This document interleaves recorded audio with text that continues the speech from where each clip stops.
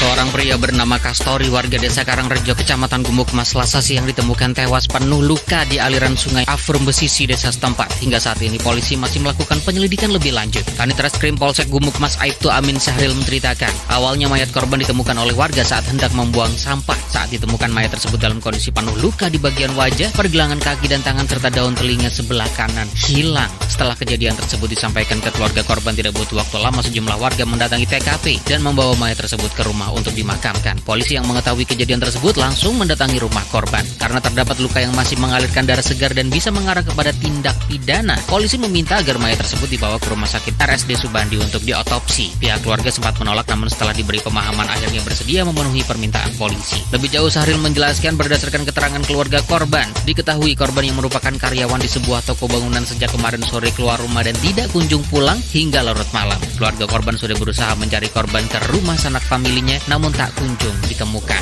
Untuk memastikan pelaksanaan Pilkada 2020 di Kabupaten Jember berjalan aman, kondusif, dan sehat, Polres Jember, Kodim 0824 Jember, Satpol PP, KPU, Bawaslu, dan BPBD Selasa pagi menggelar simulasi sistem pengamanan kota atau Sispam Kota. Wakapolres Jember Kompol Windy Syahputra menjelaskan untuk pengamanan Pilkada tahun ini berbeda dengan tahun kemarin yang hanya fokus untuk memastikan keamanan dan kekondusifan. Karena Pilkada kali ini dilaksanakan di tengah pandemi COVID-19, sehingga petugas juga berkewajiban untuk memastikan Pilkada tidak menjadi klaster penyebaran virus corona. Karena itulah dalam Sispam Kota kali ini, selain dilakukan simulasi pengamanan untuk mengantisipasi terjadinya bentrok dan aksi unjuk rasa, juga ditampilkan adegan petugas sedang melakukan sterilisasi dengan menyemprotkan disinfektan dan pengukuran suhu tubuh di TPS. Jadi pada saat masyarakat menyalurkan hak suaranya di TPS, wajib melaksanakan protokol kesehatan secara ketat. Bawaslu menyayangkan terjadinya perlawanan dari warga terhadap petugas Panwascam yang sedang melakukan penertiban alat peraga kampanye di Kecamatan Kaliwates. Padahal penertiban tersebut merupakan instruksi langsung dari Bawaslu Kabupaten. Komisioner Bawaslu Jember Devi Aulia menjelaskan penertiban APK memang merupakan instruksi Bawaslu karena sudah memasuki masa kampanye. Dalam video yang beredar, warga mempertanyakan surat tugas kepada Panwascam. Padahal untuk menjalankan kegiatan tersebut, Panwascam tidak perlu membawa surat tugas karena memang mereka direkrut untuk menjalankan tugas tersebut. Dalam aturan, penertiban dilakukan bersama oleh tim yang terdiri dari Satpol PP, Kepolisian, dan Bawaslu atau Panwascam sebagai koordinator.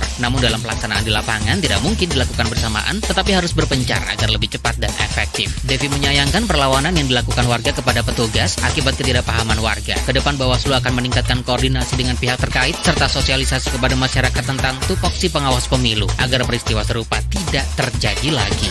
LSM Peduli Bangsa Nusantara melayangkan somasi terhadap Bawaslu dan PLT Bupati Jember. Sebab hingga hari ini gambar petahana masih menempel pada ambulans desa yang merupakan fasilitas negara. Menurut Ketua LSM Peduli Bangsa Nusantara, M. Hasan Basri, gambar petahana yang masih menempel di ratusan ambulans desa jelas merugikan dua pasangan calon lainnya. Pembiaran oleh PLT Bupati dan Bawaslu ini menyebabkan proses pilkada di Kabupaten Jember tidak berjalan jujur dan adil. Hasan heran kenapa Bawaslu tidak segera menertibkan gambar-gambar petahana yang ada pada fasilitas negara untuk menunjukkan kepada publik bahwa Bawaslu sebagai penyelenggara benar-benar adil. Jika tetap dibiarkan, Hasan mengancam akan melakukan aksi besar-besaran bersama masyarakat lainnya. Sementara PLT Bupati Jember Mukit Arif saat dikonfirmasi mengaku sudah melakukan rapat koordinasi Senin sore bersama KPU, Bawaslu, Bakesbang, dan Satpol PP terkait persoalan ini. Sayangnya hingga rapat berakhir, Bawaslu belum bisa menyimpulkan gambar petahana masuk pelanggaran atau tidak. Bawaslu lanjut Mukit masih akan melakukan kajian terlebih dahulu, karena itu Pemkab Jember sampai saat ini juga masih akan menunggu hasil kajian tersebut. Apapun keputusan Bawaslu, menurut Mukit Pemkab akan mematuhinya.